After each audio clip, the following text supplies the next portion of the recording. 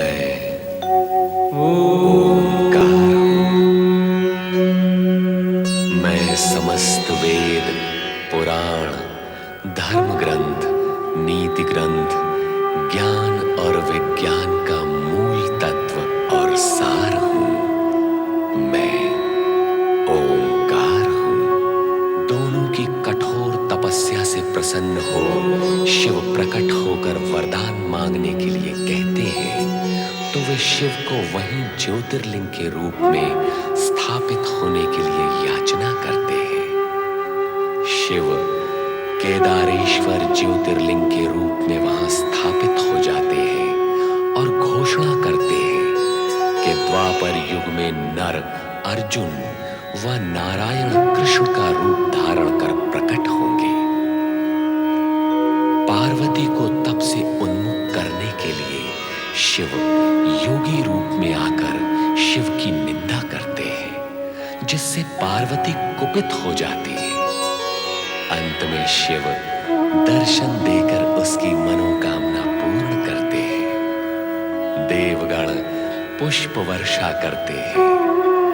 पार्वती निष्ठापूर्वक तपस्या द्वारा आदर्श प्रस्तुत कर शिवाज्ञानुसार जया और विजया के साथ हिमालय महल में प्रवेश करती है।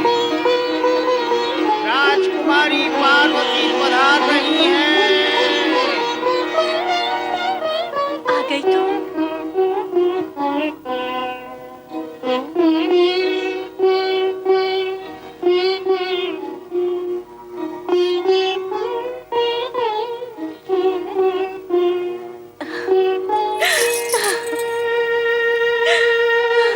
मेरी बेटी, माते, मेरी पुत्री।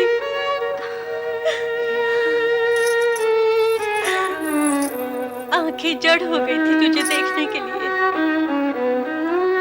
हाँ पुत्री, तुम आई हो तो ऐसा प्रतीत होता है जैसे इस राजभवन में और हमारे जीवन में पुनः प्रकाश लौट आया है। माते, आप प्रसन्न हैं अथवा दुखी हैं? प्रयत्न तो मैं प्रसन्न होने का कर रही हूँ, पर भावावेश में मन भर आया है। बेटी, ये प्रसन्नता के आंसू हैं।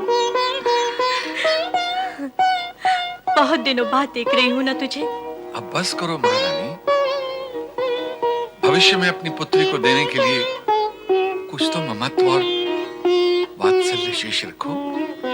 माँ के मन में ममता का महासागर होता है स्वामी, और सागर कभी रिक्त नहीं होता। हाँ महारानी, सत्य कहती हो। पार्वती, तुम और तुम्हारी दोनों सखियां अत्यंत प्रसन्न दिख रही हो। और तुम तीनों को प्रसन्न देखकर हम दोनों प्रसन्न हैं। बात ही प्रसन्नता की है महारानी। पार्वती कितने समय से कितना कठोर तप कर रही थी, आज उसकी तपस्या सफल हो गई। सत्य कह रही हो? हाँ महाराज, स्वयं भगवान शिव ने पार्वती की शिव भक्ति की परीक्षा ली और विवाह की स्वीकृति भी प्रदान की। अब किसी भी समय पार्वती की विवाह के लिए उनका संदेश आ सकता है। यदि उनका संदेश आएगा तो हम उसका स्वागत करेंगे। हाँ पिताश्री, हमारी प्यारी बहन का विवाह है, ये तो बहुत प्रसन्नता का विषय है। है कि तुम? हाँ पिताश्री। जया विजया, जाओ अपनी सखी को ले जाओ और इसे राजसी वस्त्रों से सजा दो।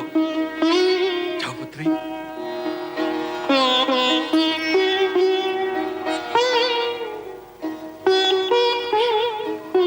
प्रतिहारी।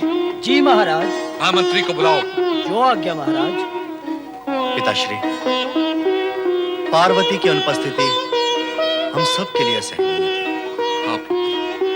आज उसके लौट आने से मन अत्यंत प्रसन्न हो गया। महाराज की जय हो। मेरे लिए क्या आज्ञा है महाराज?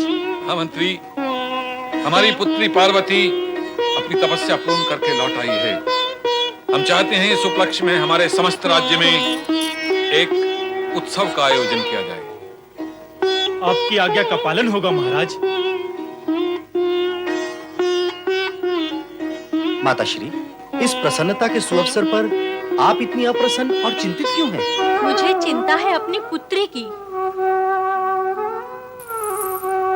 जिस मनोरथ को प्राप्त करने के लिए उसने इतना कठोर तप किया, इतना कठोर तप, क्या उसके पूर्ण हो जाने पर वो उस कैलाशवासी भभूतधारी वैरागी शिव के साथ प्रसन्न रह सकेगी?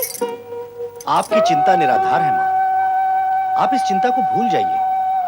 हमें तो पार्वती के सुख में ही अपना सुख ढूंढ लेना चाहिए। और आप निश्चिंत रहें। हमें पूरा विश्वास है कि यह निर्णय पार्वती के भले में ही है।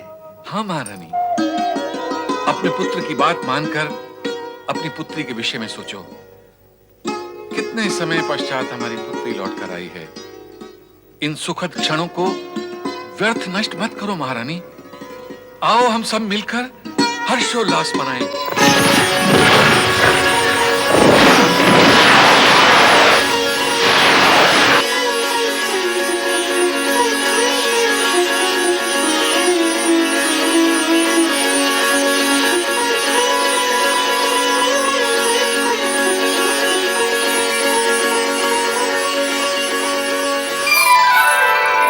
प्रजापालक पर्वत नरेश महाराज हिमालय राज की जय। दयानिधि गौरक्षक प्रतिपालक महाराज हिमालय राज की जय। महारानी मैना देवी की जय। महाराज हिमालय राज और महारानी मैना देवी की लाडली सुपुत्री कुमारी पार्वती की जय। महाराज हिमालय राज और महारानी मैना देवी की लाडली सुपुत्री कुमारी पार्वती की जय। राज राजेश्वरी कुमारी पार्वती की जय। राज राजेश्वरी कुमारी पार्वती की जय। राज राजेश्वरी कुमारी पार्वती की जय। राज राजेश्वरी कुमारी पार्वती की जय। राज राजेश्वरी कुमारी पार्वती की जय।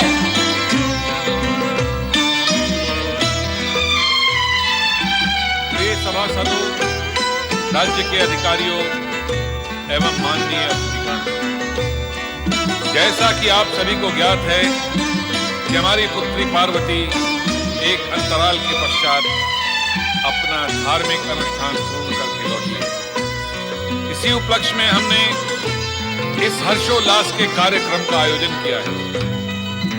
हमें आशा है कि आप सभी शुभ चिंतकों के आशीर्वाद व कामना से हमारी पुत्री का अनुष्ठान फलीभूत हो। इस हर्षोल्लास की बेला में हमने नृत्य, गान एवं स्वांग का आयोजन किया है। हमें निस्संदेह आशा है कि ये सभी कार्यक्रम आपको मंत्रमुग्ध कर देंगे। ओम तत्सत, ओम तत्सत, ओम तत्सत। प्रजापालक हिमालय राज की जय बोलो। राज राजेश्वरी मैना रानी की जय बोलो। प्रजा प्रिय युवराज मैना की जय बोलो। प्रियदर्शी राजकुमारी पार्वती की जय।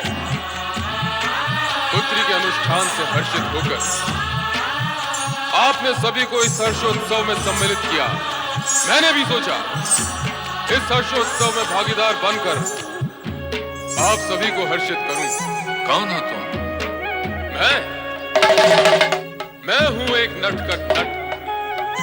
जगत कहे जिसे ब्रह्म भट्ट। नट से बन जाऊं मैं नटेश्वर। जगत माने से परमेश्वर। ऐसा अद्भुत हूं मैं नट, जिसका नाम लेकर झटपट तो पाप शीघ्र जाए कट। ऐसा हूं मैं नटों का नट। कहाँ से आए हो तुम? आया हूं कहां से मैं? आया हूं वहां से मैं। धरती अंबर जहां मिले, पुष्प पुण्य के जहां खिले, चहूं और सब धवल धवल, नीर पवन निर्झर निर्मल। बस वहीं से आया हूं मैं, शुभकामनाएं भी लाया हूं मैं। सुंदर, अति सुंदर। तुम्हारी भाषा में प्रभाव भी है और प्रवाह भी। यदि नट का परिचय इतना अद्भुत है तो उसका संपूर्ण चरित्र और भी महान होगा। महान? महान तो केवल महादेव हैं, सभी देवों के परम देव हैं।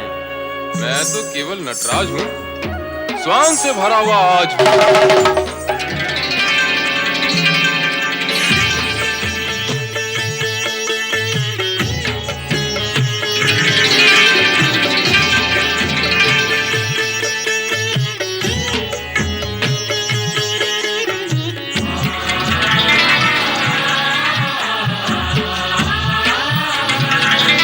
नटराज, तुम महादेव के भक्त भी हो। महादेव का भी और महादेवी का भी।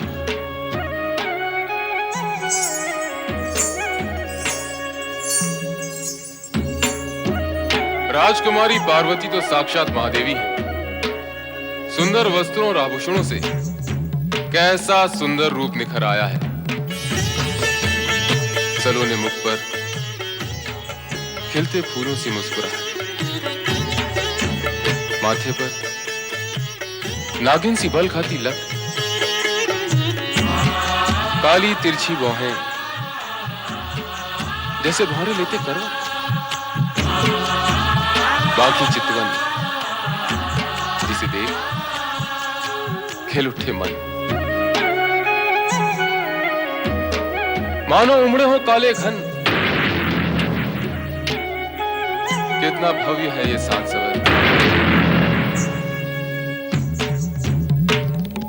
और कितनी सुंदर है ये बंठन। ऐ नट, अपनी सीमा और मर्यादा में रह। शांत राजकुमार मैनाक राज, क्रोध नहीं है भला काज, हर्षोल्लास का दिन है आज। नाचो गाओ बजाओ साथ, अन्यथा गिर जाएगी तुम्हारी लाज। अरे ओ नट, तुझे उचित अनुचित का कुछ भी ज्ञान नहीं है।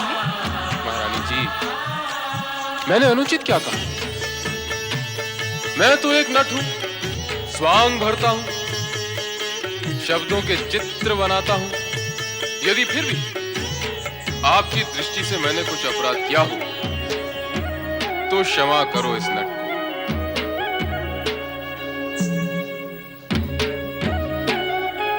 क्यों राजकुमारी पार्वती जी, अब आप ही कहें, मुझसे क्या कोई धृष्टता हुई? आपने मेरा रूप देखा ना, नट का रूप। मैंने भी तो आपका रूप देखा, महादेवी का रूप। जो मैंने देखा वो कहा, अब आप भी वही कहें जो आपने देखा। क्यों? मैंने क्या कुछ अनुचित कहा? अनुचित तो ना मैं करता हूं न देखता हूं, और जो देखते करते हैं उन्हें दंड भी देता हूं। नहीं, दंड दिखाता हूं। क्षमा करें युवराज, मैंने ऐसा वैसा तो कुछ कहा नहीं। मैं तो केवल एक नट हूं, स्वांग भरता हूं। अच्छा, तो नटराज ये तो बताओ कि तुम किस किस का स्वांग भर लेते हो? कभी ब्रह्मा,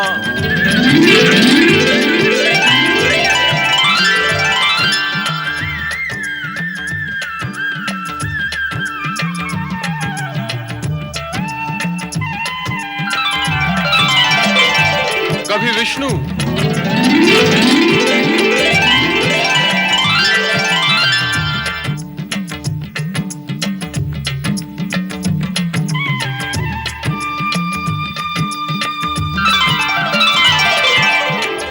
कभी कुछ भी बनता, कभी पत्थर, कभी पर्वत, तो कभी भक्तों में रमता हूं।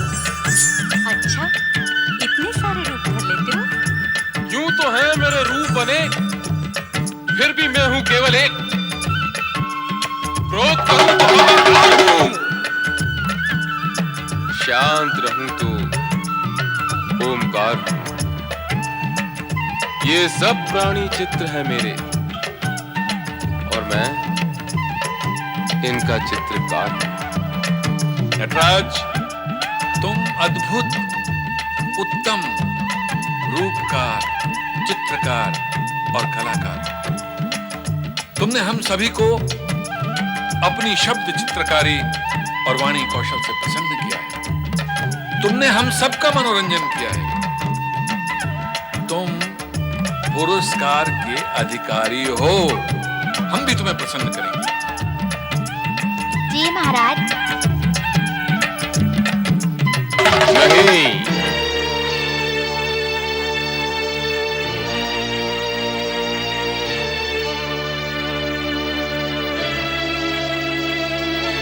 यह भी नहीं। तुम्हें ये भी नहीं चाहिए, वो भी नहीं चाहिए, तो क्या चाहिए तुम्हें? मुझे वो चाहिए जो अनमोल है। तो क्या हाथी, घोड़े, हीरे, जवाहरात चाहिए तुम्हें? नहीं, पद, अधिकार, प्रतिष्ठा चाहिए तुम्हें? नहीं महाराज नहीं, मुझे ये सब कुछ नहीं चाहिए। स्पष्ट शब्दों में कहो, क्या चाहिए तुम्हें?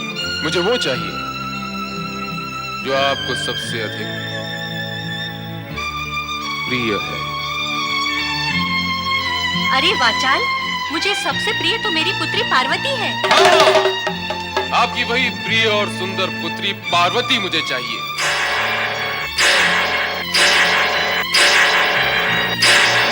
दुष्ट, पापी, अधर्मी, तेरा ये दुस्साहस परिणाम जानता है अपनी धृष्टता का। मैं तुझे जीवित धरती में गड़वा दूंगी। हम तुम्हें भूखे शेरों के सामने डलवा देंगे। ये कहाँ का न्याय और नीति? अरे अधम, लाज नहीं आती तुझे न्याय और नीति की बातें करते हुए? लाज कैसी? स्वयं महाराज ने अभी भी कहा कि मैंने सबको प्रसन्न किया, वे मुझे प्रसन्न करेंगे। पर कहाँ, यहाँ तो सब मिलकर मेरे प्राण लेना चाहते हैं। जब मैंने आप सबको प्रसन्न किया तो मुझे भी प्रसन्न किया जाना चाहिए। तो क्या एक नट को प्रसन्न करने के लिए हमें अपनी पुत्री देनी होगी? अन्य और कुछ भी मांगो, हम तो तुम्हें प्रसन्न करना चाहते ही हैं। नहीं, और कुछ नहीं, मुझे तो केवल राजकुमारी पार्वती चाहिए। मैं तो इसे पाकर ही प्रसन्न होऊंगा। निशब्द हो जाओ वाचाल। सैनिकों, बंदी बना लो इस धूत को।